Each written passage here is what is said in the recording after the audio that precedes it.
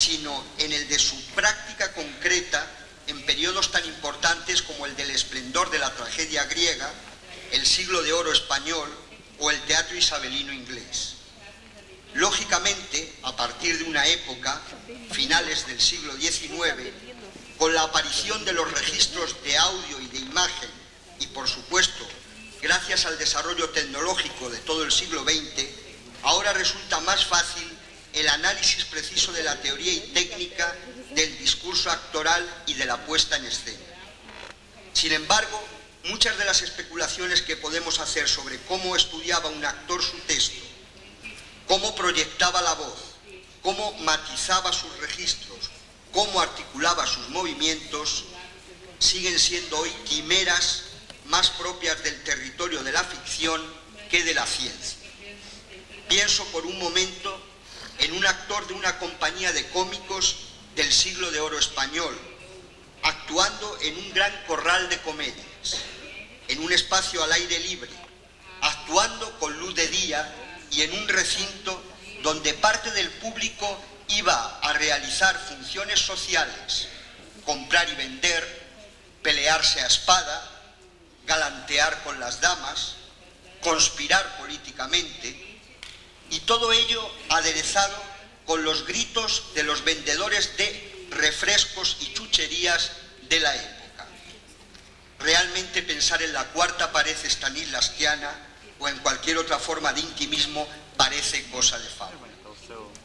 Como también resulta complicado especular sobre las múltiples facetas del actor en un siglo de fantásticos maestros que además han dejado escrito un impresionante legado teórico. Stanislavski, Meyerhold, Gordon Craig, Jouvet, Popo, Bakhtangoff, Artaud, Strasberg, Piscator, Brecht, Grotowski, Barba, Suzuki, Bruck, por solo citar los más reconocidos entre un largo listado de pedagogos, actores y directores escénicos que fueron configurando diferentes sistemas para dar sentido a la interpretación de un personaje encarnado por la capacidad técnica y sensitiva de un actor.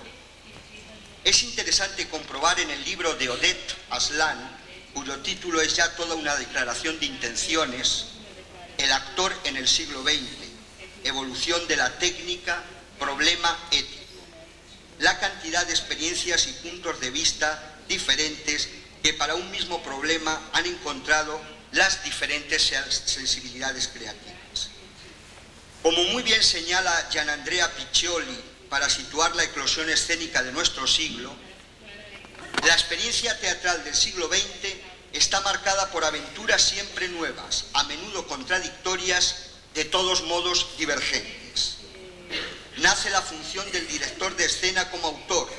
se inventan nuevos espacios arquitectónicos y escénicos que preanuncian o reflejan nuevas relaciones, se aprovechan en modo original los aportes de otras artes, se sufre o provoca una confrontación con medios de comunicación hasta poco antes impensables, se busca un público diferente al tradicional público burgués, un público diferente por clase, por motivaciones culturales, por necesidades existenciales, optando por dirigirse a los numerosísimos o a los poquísimos, nunca en forma indiferenciada. La figura del actor, por conciencia del trabajo sobre sí mismo, por reflexión teórica madurada en el trabajo con él, adquiere una problemática y esencial centralidad. Estos momentos de realización o de búsqueda, sin embargo, muy a menudo quedan desconectados entre sí, incluso si a veces hayan una provisoria fusión en las búsquedas de algún experimentador aislado. La crisis madura y estalla en una pluralidad de respuestas que son, antes y más que innovaciones, el variado reformularse de una definición. Se asiste, pues, a lo largo de todo el siglo al continuo intento de fijar las leyes de un arte o, en todo caso, de una experiencia nueva. A veces, y con mayor relevancia, a comienzos de siglo, las motivaciones son de orden estético. ¿Dónde encontrar la especificidad de una obra en que concurren elementos, la palabra literaria, la pintura, la arquitectura, incorporados por derecho propio en un estado diferente? autónomo. Aquí termina la cita de la profesora italiana. Continúo. El teatro en nuestro siglo ha avanzado de una manera horizontal, desarrollándose en cada una de sus actividades, pero a la vez interrelacionando sus discursos. Por eso la actividad de los actores no ha podido ser ajena a los múltiples avances de las demás disciplinas, cosa que, no por ser obvia, no deja de ser a veces insuficientemente analizada, sobre todo por las corrientes que predican que el actor es un mero elemento al servicio de los discursos dominantes del autor o del director, y en algunos casos de megalomanía reciente, del escenógrafo. Nada más lejos de la realidad. Para mí, el actor es la pieza clave del complejo entramado teatral. Es un creador fundamental a la hora de plantear la decodificación precisa de una lectura escénica coherente. De ahí que en todos mis planteamientos éticos y estéticos la función del actor ocupa un papel predominante a la hora de la realización de cualquier puesta en escena o cualquier taller global relacionado con las artes escénicas. Desde luego, esa concepción del trabajo actoral pasa por su inclusión en unos marcos referenciales que atañen a todas las demás prácticas escénicas. De ahí, y antes de pasar a la estrategia específica que vengo desarrollando en ciertos talleres y puestas realizadas en los últimos tiempos, me gustaría señalar cuáles han sido, a mi juicio, las estrategias fundamentales de la construcción de una escena de final de siglo, sobre todo a partir de las rupturas realizadas desde los años 60 y que quizás tienen su apogeo en la consolidación de corrientes de renovación en los 80. A modo de guión, propongo una serie de términos que de un modo u otro han contaminado la práctica escénica y, por tanto, las alternativas y búsquedas de los actores contemporáneos. Entre esas grandes líneas de demarcación e influencia podríamos destacar la mirada constante hacia los creadores de la vanguardia histórica de los años 20 y 30 y a todos los sismos que generaron: surrealismo, dadaísmo, futurismo, constructivismo, Bauhaus, etc.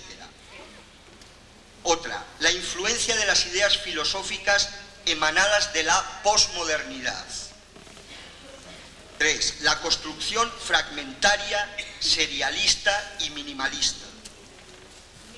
El replanteamiento de la escritura dramática y la aparición de nuevos lenguajes y otros evolutivos, tales como el realismo sucio, dirty realism americano, la hipertextualidad, la reescritura de los clásicos, la poética del urbano, la aparición de un poderoso teatro de la imagen, la influencia de los códigos audiovisuales, el guión cinematográfico o el lenguaje del videoclip musical, la utilización de nuevas tecnologías aplicadas a la resolución escénica, no solo desde el punto de vista dramatúrgico, sino también actoral, la contaminación de técnicas y lenguajes artísticos y su correspondiente interdisciplinariedad, el resurgir de la ópera como género de teatro total,